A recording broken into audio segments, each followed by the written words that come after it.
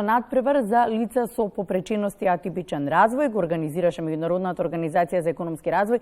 Со Катерина Селамовска разговарам во продолжение. Катерина, добро утро. Добро утро, Јована. Кога сме веќе на тема солидарност, поддршка, подавање рака онаму каде што е најпотребно, каде се одржа овој надпревар? Кај нас беше од меѓународен карактер, кој се учествуваше? Може малку повеќе да не воведеш? Така, да. Јас најпрво би сакала да дадам мал вовед за организацијата, нашава организација. Меѓународната организација за економски развој е формирана во 2005 година со седиште во Абиџан, меѓутоа истата е оперативна во повеќе држави.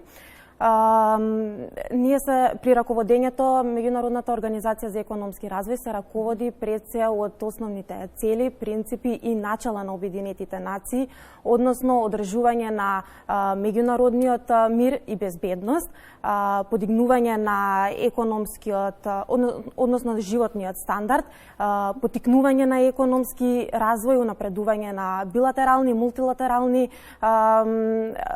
релации, понатаму помогнување на сите оние кои што се од социјално ранливи фамилии и секако една инклузија на сите лица во општеството. И сега со овој надпревар го направивте тоа. Така, во суштина. Кој се учествуваше освен Македонија? Освен, значи, надпреварот се одржа во базенот Борис Трајковски. Главните организатори, односно оние кои што ја поттикнаа оваа иницијатива, морам да ги споменам, се Спортското здружение ИТК Македонија и Пливачкиот клуб Атлантида. Они веќе работат долги години, мислам, со лица со попреченост. И токму на надпреварот, бидејќи ги имаат веќе воспоставено тие релации со други држави во регионот, ни пристапија ние да бидеме исто, значи да помогнеме на некој начин, на наше огромно задоволство, бидејќи нас ни представуваше огромна чест што бевме тој ден дел и на некој начин придонесовме за насмевките на тие деца. На надпреварот зазема учество околу 400 учесници. Сега возрастната група беше негдека од 6 години па и над 30, значи се движеше. Меѓутоа, покрај Македонија имаше од Србија, Косово, Бугарија, Грција, Албанија, Словенија и така се надевам дека не испуштив некоја. Добро, она што Катерина ме интересира, што значи за овие дечиња таква социализација?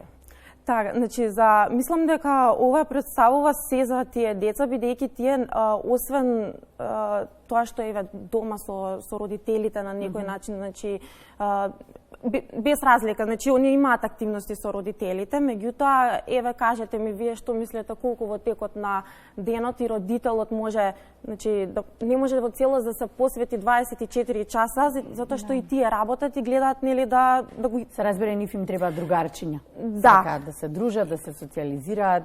И тие 2 часа, значи, во текот на денот, кога доаѓаат на тренинзи, тоа е за нив се. Значи, таму се дружат, се смеат, значи, се забавуваат, се запознаваат и ние би сакале, значи, да можеме да и секако ќе продолжиме да помагаме. Се надевам дека наредниот надпревар ќе биде од многу поголем калибар, дека ќе учествуваат многу повеќе учесници. А продолжувате со работата понатаму? Денеска што правите?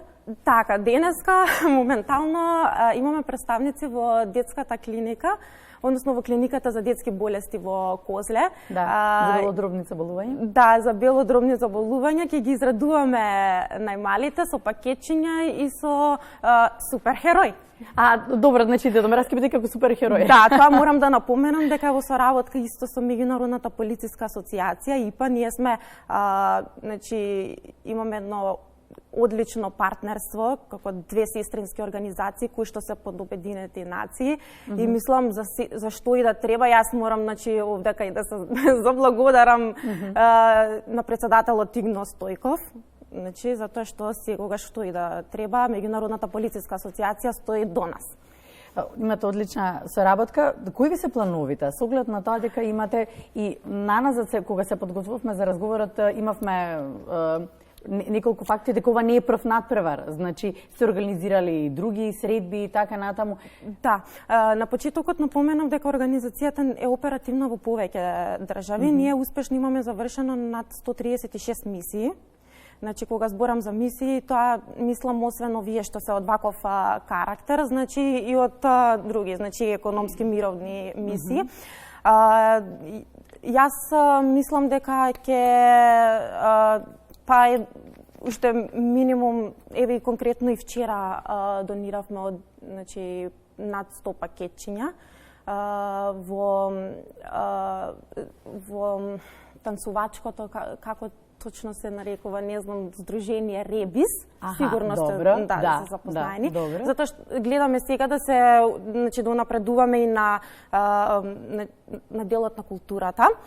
Сакате во секој аспект, да речеме, на општествениот живот? Да, и во делот на инклузијата, значи, од нова година па натаму, значи како ќе влеземе во 2024 година, ние ќе ги поддржиме и понатаму спортско здружение ИТК и пливачкиот клуб Атлантида и ќе организираме уште поголем надпревар со многу повеќе учесници, повеќе држави. Добро, значи ќе имаме можност и прилика се видиме.